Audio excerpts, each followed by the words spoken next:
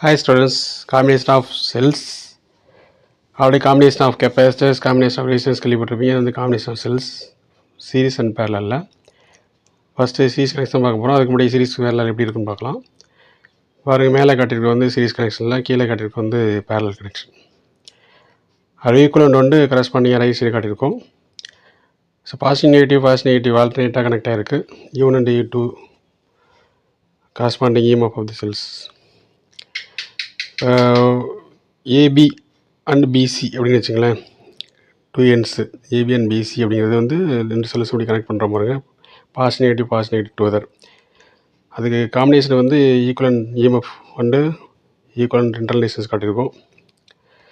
Positive அதுக்கு equivalent EMF as well as positive negative positive அப்படியும்.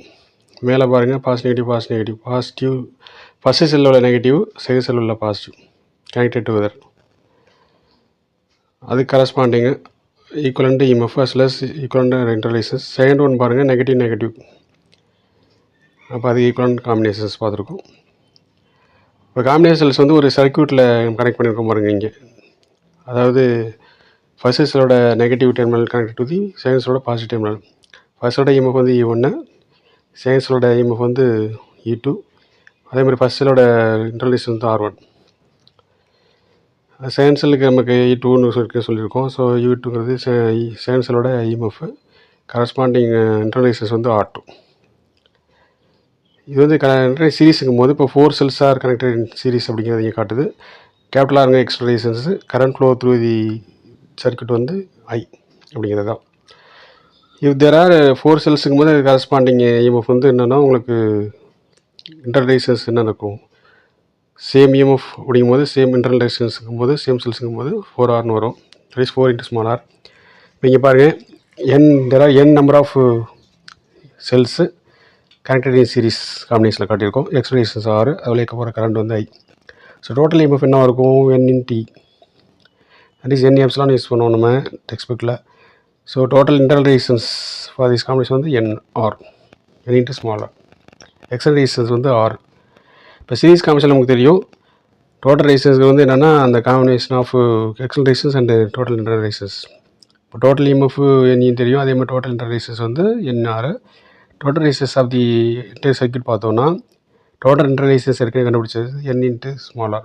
Because n internal செல்ஸ்க்கு individual internal resistance தான் ஆறுங்கிறதால n times internal resistance plus external resistance capital R. அப்போ n × small r plus capital Rன்னு வரும். அது வந்து total resistance of the circuit. Total EMF என்னது, NE. அப்போ we can get current. So கரண்ட்டுங்கிறது total EMF divided by total resistance.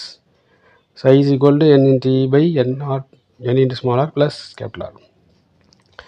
இப்போ special case பொறுத்த வரைக்கும் if internal resistance is very less then capital Rன்னு வச்சுங்களேன், தட் இஸ் எக்ஸ்டர்னல் ரெசிஸ்டன்ஸோட ரொம்ப நெக்லிஜிபிளாக இருக்கும் பொழுது உங்களுக்கு வந்து very resistance n × small r is நெக்லிஜிபிளா, ஓகேவா? அப்போ அந்த டைம் என்ன ஆகும், கேன்சல் ஆகும். அப்போ n × capital E by capital R கிடைக்கும், which is almost equal to n × capital I1.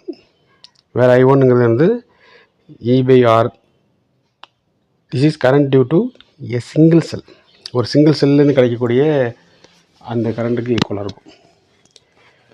இப்போ வந்து சப்போஸ் எக்ஸ்டர்னல் ரெசிஸ்டன்ஸ் வந்து நெக்லிஜிபிள் வித் கம்பேர் வித் ஸ்மாலர்னு வச்சுங்களேன், that is external resistance very smaller then internal resistance அப்படிங்கிற case next கேஸாக இருக்கும்.